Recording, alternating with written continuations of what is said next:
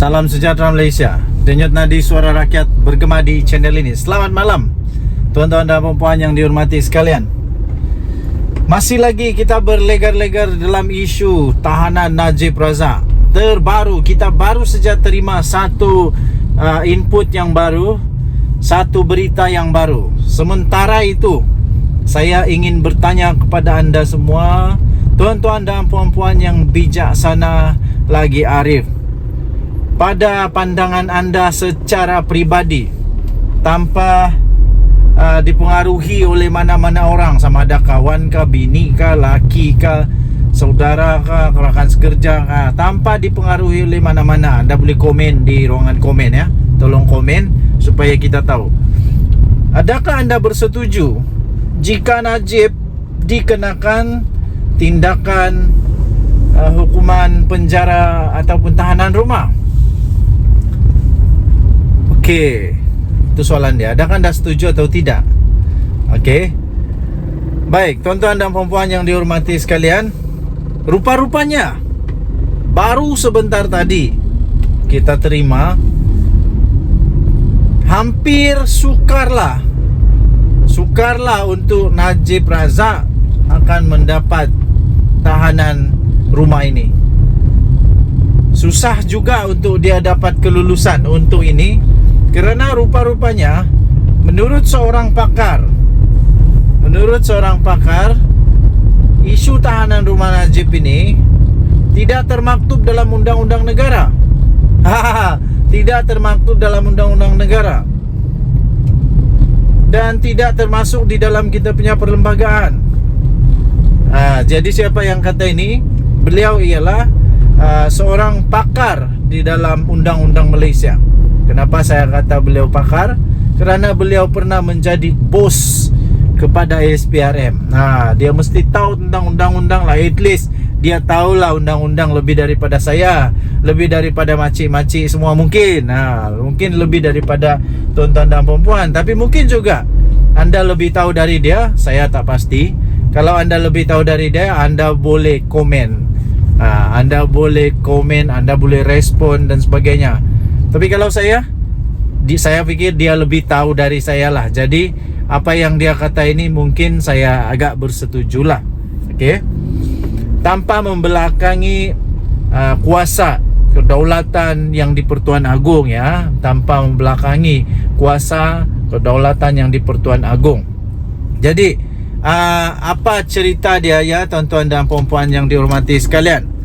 Menurut Latifah Koya, dia kata isu tahanan rumah Najib Razak ini tidak termaktub dalam undang-undang negara Malaysia. Tidak termaktub dalam undang-undang negara Malaysia. Apa maksudnya tidak termaktub dalam undang-undang negara Malaysia? Adakah itu bermaksud bahawa memang tak ada harapan langsung untuk Najib Razak dapat yang istilah dia tahanan rumah? Adakah itu maksud dia? Mari kita korek bersama-sama. Okey. Bekas Ketua Pesuruhjaya Suruhanjaya Pencegahan Rasuah Malaysia SPRM, Latifah Koya, mengkritik tindakan mahkamah dan kerajaan berhubung permohonan bekas Perdana Menteri Datuk Seri Najib Razak untuk menghabiskan baki hukuman penjara 6 tahun sebagai tahanan di rumah. Katanya sekiranya ianya dilaksanakan, ini akan menyebabkan genjala rasuah semakin berleluasa dan tidak termaktub dalam undang-undang negara. Kata beliau, tindakan tahanan rumah adalah perintah yang menyalahi undang-undang, kerana ia tidak wujud di bawah undang-undang kita, kata beliau. Tambah dia lagi, ia tiada dalam perkara 42 Perlembagaan Persekutuan, dan juga tiada di dalam akta penjara. Ia bertentangan dengan kedaulatan undang-undang, kata beliau. Tambah dia lagi, jika Najib dibebaskan atas penahanannya, rasuah akan dihalalkan dan Malaysia akan tenggelam ke tahap Republik Pisang, katanya. Ciapnya di laman X Twitter miliknya pada hari Isnin. Jadi ada di attach juga di mana dia kata dalam bahasa Inggeris sebenarnya house arrest is an unlawful order. It doesn't exist under our law. It's not in Art 42 of the of the Federal Constitution or the Prison Act. It's again the rules of law. If Najib is released on house arrest, corruption will be legitimized and Malaysia will sink to the level of banana republic, dia kata. Okey, jadi tuan-tuan dan puan-puan, sebelum ini media melaporkan Najib telah mendapatkan kebenaran semakan kehakiman titah adendum atau tambahan titah yang di-Pertuan Agong sebelum ini Al-Sultan Abdullah Riyatuddin Al-Mustafa Billah Shah di Mahkamah Tinggi Putrajaya pada 1 April yang lalu. Dalam notis permohonan itu, beliau memohon perintah untuk semua atau seorang responden melaksanakan titah Al-Sultan Abdullah dan dengan serta-merta memindahkannya dari penjara Kajang ke kediamannya. Pada Jumaat lalu, Perdana Menteri Datuk Seri Anwar Ibrahim menegaskan beliau enggan terlibat berhubung dengan isu berkenaan dan memaklumkan itu di bawah bidang kuasa pengampunan, Lembaga Pengampunan Wilayah Persekutuan dan melibatkan yang di-Pertuan Agong serta Raja-Raja Melayu. Denyut nadi suara rakyat bergema di channel ini. Jangan lupa untuk tekan butang subscribe, like dan share. Malaysia kita punya, cinta Malaysia aku, kita jaga kita. Apa pendapat anda pula? Itu pendapat Latifah Koya. Mungkin anda ada pendapat yang berbeza. Mungkin anda ada pendirian yang berbeza. Kemungkinan anda adalah penyokong Najib Razak, jadi anda punya pendapat lain. Mungkin bagi orang yang neutral, yang ingin menegakkan undang-undang, yang ingin memelihara kedaulatan undang-undang, pendapatnya berbeza. Bagi orang yang bukan pula penyokong Najib Razak, malah benci dengan apa yang telah dilakukan oleh Najib Razak, dia punya pendapat pun berbeza juga. Berbeza juga. Bagi saya, pendapat saya secara pribadi, saya sentiasa meletakkan undang-undang di tempat yang pertama. Nothing is above the law. Tapi apapun, segalanya harus disiasat dengan baik. Segalanya harus diselesaikan dengan baik, sama ada di mahkamah atau di luar mahkamah atau macam mana pun, tapi perlu diselesaikan dengan baik. Yang terakhir, pada pendapat saya mudah. Sama ada Najib ditahan di rumah atau di penjara, tidak akan mengubah apa-apa pun status bagi Najib. Dia sudah memang penjenayah, dia memang sudah bergelar pencuri wang negara lah. Tak tahulah, bolehkah pakai itu? Mungkin tak sesuai kot, minta maaf, mungkin tidak sesuai. Tapi dia sudah bergelar sebagai penjenayah, jadi tidak akan mengubah apa-apa. Sama ada dia ditahan di penjara, ditahan di rumah, dia tetap sudah jadi penjenayah. Untuk bersihkan nama baik dia sudah terlambat agaknya, sebab sudah dibuktikan di mahkamah bahawa dia adalah penjenayah. Itu sajalah. Tapi apapun, semuanya ada U-turn. Orang sentiasa boleh berubah, orang boleh bertaubat dan sebagainya. Denyut nadi suara rakyat bergema di channel ini. Jangan lupa tekan butang subscribe, like dan share. Malaysia kita punya, cintai Malaysia aku, kita jaga kita. Bye bye. Salam sejahtera Malaysia. Denyut nadi suara rakyat bergema di channel ini. Okey, tuan-tuan dan puan yang dihormati sekalian, Azmin. Saya ada soalan untuk kamu lah. Apa pendapat kamu tentang Azmin Ali? Apa pendapat anda tentang Azmin Ali?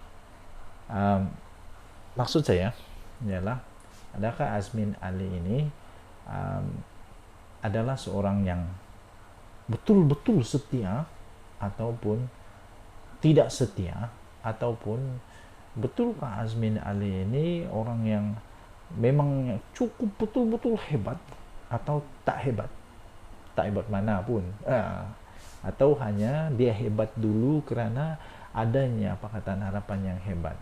Sekarang dia tak nak berapa nak hebat pun, walaupun dia menang juga di pilihan raya, tapi taklah sehebat waktu dia di PKR dulu. Adakah dia betul-betul hebat atau hanya kerana ada orang-orang yang hebat yang membantu dia? Pada pendapat saya, dia memang hebat, tapi kehebatan dia itu terlebih kerana ada orang yang hebat. Okey, Azmin lah, tapi ini kawasan saya. Itu dia kenyataan yang hebat. Azmin lah, tapi ini kawasan saya, kata Dr. Afif Bahardin. Daripada Malaysia Kini, Adun Taman Medan, Dr. Afif Bahardin menjelaskan perbezaan pandangannya dengan ahli MPT Bersatu, Muhammad Azmin Ali, berhubung pembatalan projek leburannya PJD Link Expressway. Kata Afif, dia sekadar mau menyuarakan kepentingan rakyat di kawasan yang diwakilinya, dan Bersatu tidak menghalangnya daripada berbuat demikianlah. Jadi ini mungkin ini perlu juga diberi ulasan oleh siapa, si Sanusi. Dia kata ada keretakan di dalam Pakatan Harapan, di dalam Kerajaan Paduan. Bagaimana dengan ini? Bagilah komen. Kata Afif, dia sekadar menyuarakan kepentingan rakyat di kawasan yang diwakilinya, dan Bersatu tidak menghalangnya daripada berbuat demikian. Pendirian Azmin lah, dia kata. Tapi ini kawasan saya. Katanya ketika dihubungi oleh Malaysia kini, kenapa Azmin Ali mau mengganggu kawasan dia? Nanti tiba-tiba betul-betul pula jadi seperti dakwaan yang dulu-dulu dalam berita yang sebelum-sebelum ini, artikel-artikel sebelum ini menyatakan ada apa sudah dia punya sebutan itu,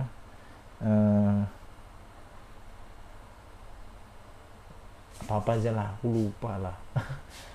Afif mengulas ahli parlimen Petaling Jaya, Lee Chian Chung, yang membangkitkan perbezaan pendiriannya dengan Azmin yang juga adalah pengurusi Bersatu Selangor.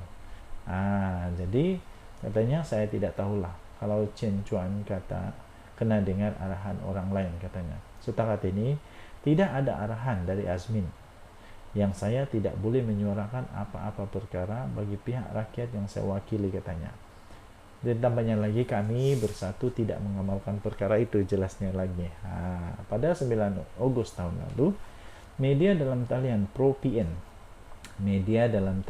Pro-PN melaporkan Azmin berkata tiada gunanya membina lembu raya di bandar ini atas alasan untuk menyelesaikan kesesakan lalu lintas. Kata kenyataan itu, prinsip saya ialah mengapa Anda memerlukan lebuh raya dalam bandar. Kalau di luar, sebagai jalan lingkaran luar, itu boleh dipertimbangkan. Tapi dalam Petaling Jaya dan Shah Alam, Anda tidak memerlukan lebuh raya lain. Apa yang diperlukan adalah pengangkutan awam, kata Azmin pada ketika itu. Sementara itu, Afif mencabar Lee. Gambar di atas, ada gambar Lee juga, untuk mengemukakan penyelesaian terhadap masalah kesesakan lalu lintas di kawasan Taman Medan. Terdahulu Afif percaya projek